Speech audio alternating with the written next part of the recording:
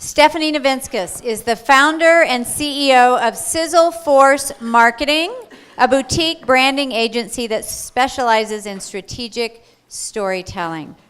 She's also the creator of SizzleForce Marketing Academy, a digital training community that equips small business owners to get noticed and attract more clients. Since 1995, Stephanie has developed and implemented business building solutions for Fortune 500 companies, including Starbucks, Sprint, the National Football League, Cox Communications, along with hundreds of small, privately owned companies. Stephanie writes for Forbes and Entrepreneur Magazine. Of course, now she's a regular contributor, as we know, and speaks nationwide on all things marketing. She has been it's the third year in Pinnacle, and we've been honored to have her here. She's helped so many of our members. She's a delight to be around.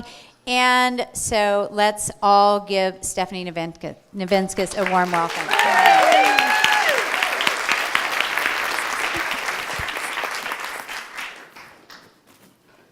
I'm coming. Yeah, you look very pretty today, too. Thank you. Okay, thank you.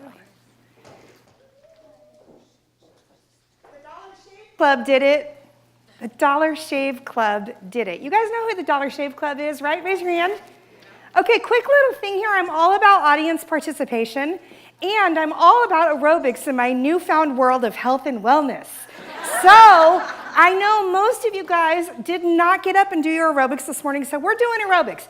Every time I ask for audience participation, you're going to raise your hand and get your heartbeat going, okay? Right? We're all into aerobics. So the Dollar Shave Club did it to the tune of $60 million.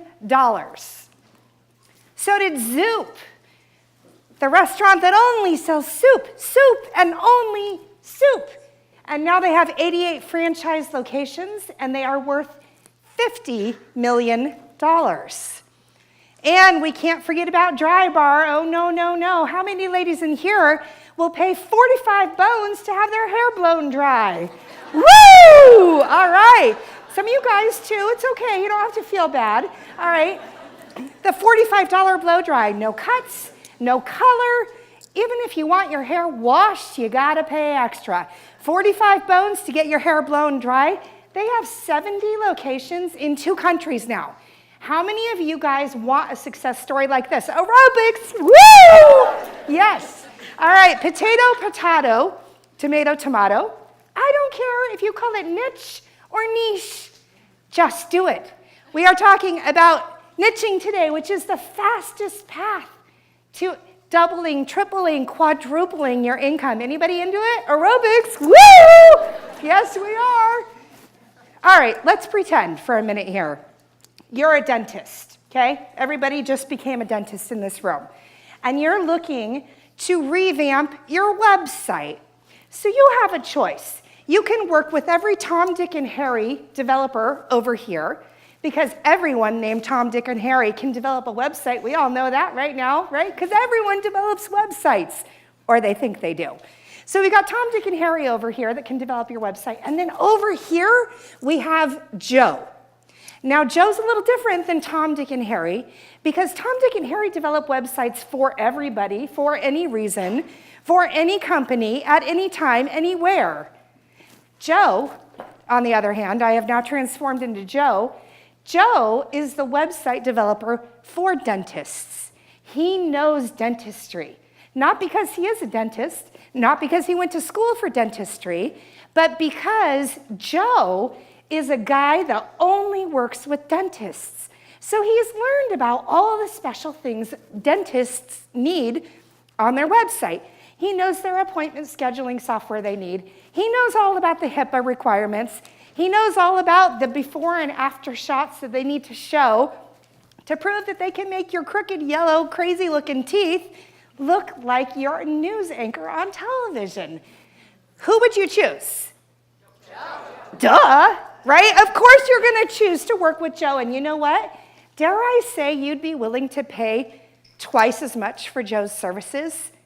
You would. I know you would. And here's why. Because he gets you.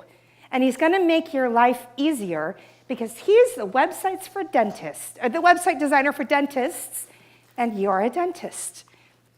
Niching magic starts by identifying your ideal client. Now, I'm not talking about the basic ideal client exercise that you guys can find if you do a quick Google search, right?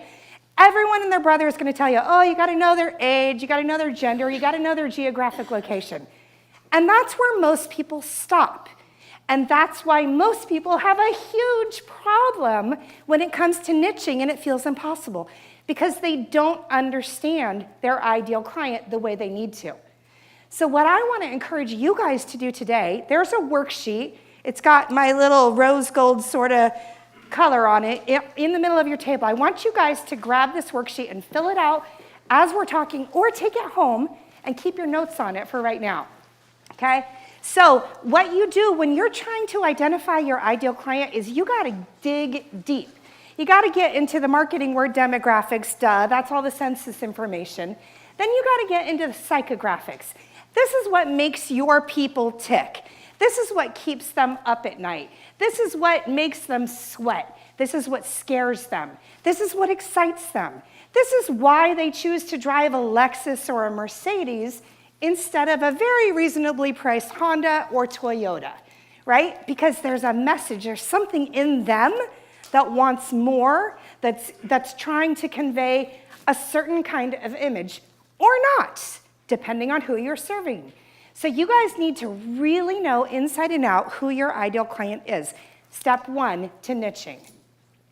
So once you identify your ideal client, you have to start sniffing around like this dog, okay? Dogs have a good nose for a reason. Gila, I was thinking of you when I put this together. I was like, dogs!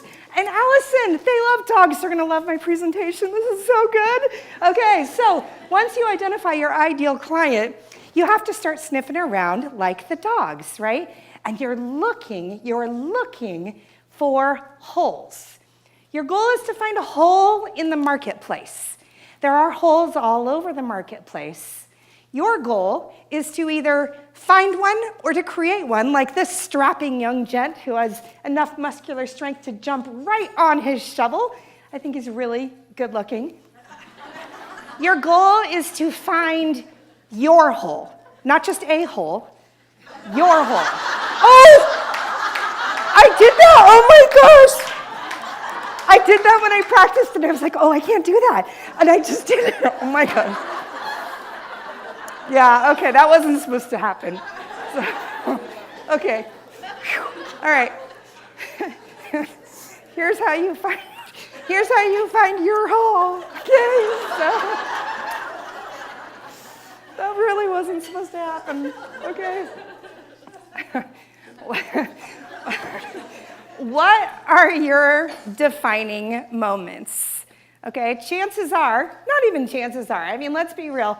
All of us are old enough in life to have experienced some defining moments, right? Those times in life where we could have turned left, we could have turned right. We could have gotten on the train, we could have gotten on the plane. We could have married this dude or we could have married that one, right? We've all had some defining moments in our lives. What I encourage you guys to do is to think about what your defining moments have been. Make a list of them throughout your life, because you may think they have nothing to do with your business, but I beg to differ. I am almost 90% convinced that some of your defining moments are your niche, believe it or not. So I want you to identify what your defining moments are. Next, I'm giving you a sign, okay? We're going back to pretend land. I have kids, so I live in pretend land. So I'm giving you a big piece of poster board and a big black Sharpie. And I'm telling you, okay, you guys, I'm going to give you this poster board and this Sharpie, and you need to write one message on it. And it's the one message that your entire market, all of your ideal clients need to know about your industry. And then you're going to parade this sign around on Interstate 5 at rush hour traffic in Los Angeles. And if you're not from here, I mean, you've heard about it on TV, right? Okay, so what would your sign say? What is the one message everybody needs to know about your industry? I guarantee you it has something to do with your niche.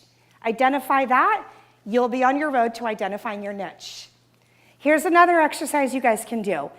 We are in the age of social proof. I hope all of you guys are in the habit of collecting your recommendations on LinkedIn and Facebook and Yelp and yada yada, wherever else you need to show up online. As you start to accumulate a lot of these reviews, your clients are going to reveal your niche for you. Did you know that? Start looking through them, and you will see that you have patterns. They're going to show up, okay? And these patterns are going to reveal your niche. Last thing that you guys can do is to figure out what problems or problem you solve better than anybody else. You do something that is so special and so unique. There's a lot of people that solve a lot of problems, but there's something you do better than anyone else. It's probably your niche. Lululemon has a niche. If you guys remember when they entered into the marketplace, women had two options. You could go work out in a leotard and tights from Capezio, or you could go to Target and you could buy ugly sweats and a boxy men's t-shirt and show up, okay? Lululemon went out and they saw a hole in the marketplace, and they said, you know what? Girls like to look cute. We're going to start creating workout clothes for women that are awesome looking, that they'll wear even when they're not working out. And I know half of you wore that on the plane yesterday. Don't lie. And you didn't work out. Okay, Lululemon, now people drop $100 for a hoodie with a smile on their face, and they line up to do it because they found their niche. I'm going to wrap this up by telling you my very favorite niching story. The Butch Bakery. Any New Yorkers might know of who this guy is. This guy was a disillusioned attorney, very disappointed in being an attorney, didn't like it, jaded. And you know what? He was mad because he loved cupcakes, and cupcakes were girly. And he was like so manly, okay? So he was very angry attorney. And he went home one day and said, you know what? I've had it with law, and I've had it with girly cupcakes. I'm done. And so he went into the kitchen and started whipping up some cupcakes with the idea that the world needed man cakes. So he grabbed some bacon bits out of the seasoning cupboard, tossed in a few bacon bits, stirred them up nice and good, put them in the oven. Oh my word. Bacon bit cupcakes. Shared them with his friends. His friends are like, dude, you've been reading my mind. I've wanted this my whole life. Okay? One thing led to another. He shared the bacon bit cupcakes. Next thing, he went into his kitchen, started infusing whiskey into his cupcakes. Whiskey cupcakes, man cakes, man cakes. Men all over the world started rejoicing. We love man cakes. We love the Butch Bakery. The dude started delivering cupcakes all over New York City, but when he delivered, oh no, you didn't get a little ding dong, I have your cupcakes. You had some butch-looking scary dude that rang your doorbell and then went bam, bam, bam, showed up with his big old tattoos.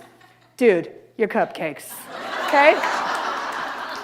The Butch Bakery knows how to niche. Now, rumor has it, he's maybe not super full of integrity, so apparently he's out of business, but he could have been awesome. He actually, in his time, he did get a recipe book published. He got a reality TV show. He's awesome. The riches are in the niches. Ladies and gentlemen, niched on.